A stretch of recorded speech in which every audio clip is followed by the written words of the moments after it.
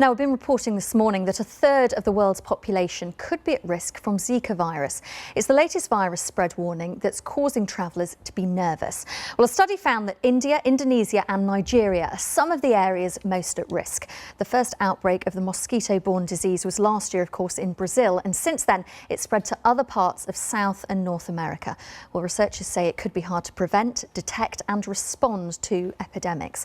Well, first let's get more on this from our health correspondent, Adam Brimelow. So let's go back to basics, remind everyone what Zika is and how dangerous it is. Well, it's a mosquito-borne virus, and scientists have known of Zika for the best part of 70 years. But really, when you look at that, in fact, they know remarkably little about it. We're on a steep learning curve, and that's because it's only really come to prominence as a public health concern in the last year or so, because we've started seeing a lot of cases in South and Central America, particularly in Brazil, and it's been linked to birth abnormalities, particularly underdevelopment of the brain in babies, the children of mothers who got Zika while they were pregnant.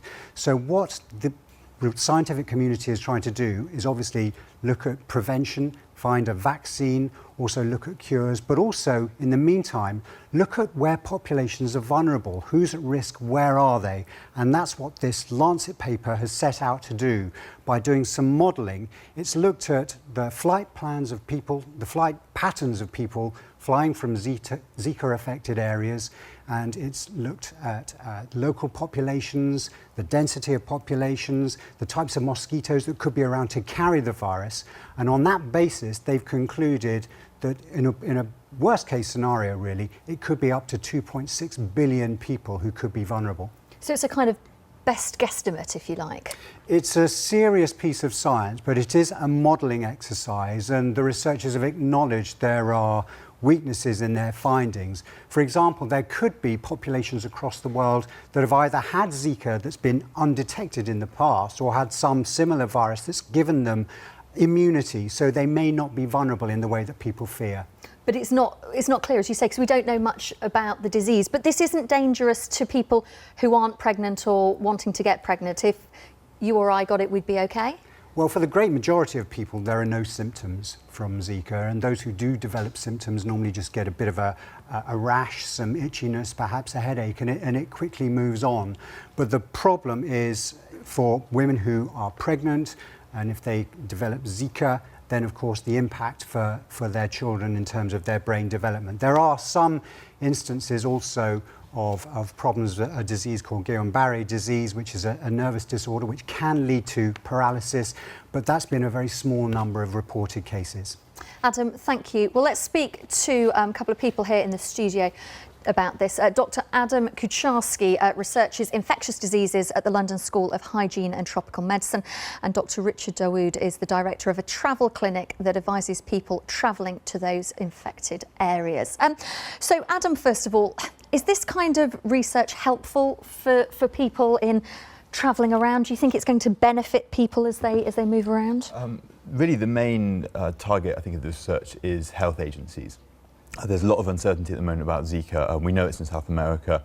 Recently been reported in Singapore and Miami, but a lot of uncertainty about where potentially it might go next. So although this isn't saying there will be outbreaks in these areas, it's saying that there's potentially a lot of people at risk and agencies need to plan accordingly. So really for travellers, probably the main message is that this is a problem which needs to be monitored. So if you're planning on going travelling, you're pregnant, looking to conceive, you should be getting advice on the areas you're going to. Are they potentially having transmission at the moment? So you say it's to help agencies, but what can they do? Because as Adam's already told us, we don't know that much about Zika. Exactly, there's a lot of unknowns. One of the big difficulties is in diagnosing. So a lot of the areas that's noticed in this research don't have very good health capacity, so don't have the tests necessary to actually identify Zika. The symptoms often are things like fever, rash, quite generic. So to actually be able to confirm that these are Zika infections and respond to them is very important. And in some cases, the countries might not ahead of time have planned for that. Richard, in your clinic, are people considerably worried about this? Well, we certainly see people who are heading to areas affected by Zika, particularly in Latin America. and some of them are having to reconsider their travel plans, especially if they're pregnant or trying to conceive. And that's fine for people who are going on holiday, but there are also people who travel on a business or have compelling reasons to go, and it's not always possible for people to modify their arrangements easily, and they're having to face some real difficult decisions about how, whether to go, when to go, how to plan pregnancy, conception, sex around travel plans. So it does throw up some very difficult dilemmas for them. I recently went to Rio with work, and it was very clear, the instructions, that I had to wear long sleeves, trousers down to your ankles, cover yourself in insect repellent, and just avoid getting bitten if you can. Well, and I normally attract bites, and I wasn't bitten at all. So you can protect yourself, can't you? But do you think that message is getting through? Well, you can do a lot to protect yourself. It's been shown that using careful personal protection measures like insect repellents and covering up can reduce the number of bites by 90%. So that's a significant benefit. Bear in mind that in Rio, with the build-up to the Olympics, there was a massive effort to control the mosquito population locally, and also it was the winter time. It was a cooler time of year. Now that's not always going to be the case. I've just come back from Delhi, end of the monsoon season, rain everywhere, mosquitoes way out of control, and you can imagine in a study, as this recent Lancet study shows, that's a kind of environment where, with the best possible will in the world, it's not really going to be possible to control Zika if it were to hit that sort of mega city, that kind of urban environment. Now, I think this is a huge wake-up call to public health authorities in such an environment. But when you look at the situation in Singapore, where there have been, within the past week, first 40 cases and then 80 cases and now 120 cases reported, and news of a case that's been imported from Singapore into Malaysia. Well, Singapore is very self-contained. They've been preparing for the arrival of Zika for weeks and months. They've got a fabulous health infrastructure and careful efforts at mosquito control, and even in that environment it's spreading. So I think we do have to be very concerned that this is something that is going global. We need to prepare ourselves for it. We need to spend money now to stop ourselves from having to spend money later looking after damaged babies. Adam, we were talking before to our health correspondent, Adam Brimley, talking a little bit about immunity. How clear is it whether there is any immunity within a community that has been exposed for a long period of time? So this figure of 2.6 billion is making the assumption that there's no immunity to populations, and Zika is similar to a number of other viruses that circulate, particularly dengue fever.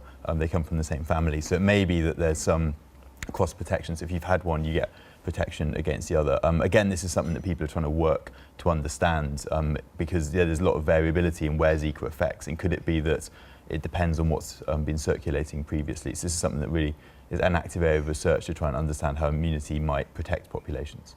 And vaccine, is that likely? There are vaccines in development, but really the timescale we're talking is in years. So it's likely that there may be initial trials in humans starting next year, but of course the time we'd need to demonstrate this vaccine works effectively isn't something we're going to be seeing in the coming months. How worried are you, as somebody who understands the Zika virus, about these warnings? Because you look at the figures in this report, a couple of billion people, and it does sound terrifying to people who don't understand Zika. Does it concern you? It is worth emphasising that for the majority of people, Zika is a minor infection. It's going to be mild, but really for those at-risk groups, it is a concern, and there are measures people can take to protect themselves. But it does show that this is an ongoing risk, that we've seen a lot of concern about Latin America, but really there are other countries which are going to have to deal with this in future, and authorities are going to have to commit the resources needed to deal with it. And Richard, your advice to anybody who's concerned at the moment about travelling? Do get up-to-date advice. The goalposts are constantly moving. There's great information on the NAFNAC website, Public Health England NAFNAC website, or go to a specialist travel clinic and where they are dealing constantly with people going to affected areas, and will be able to give you the up-to-date info you need to decide what to do. Thank you both for coming in.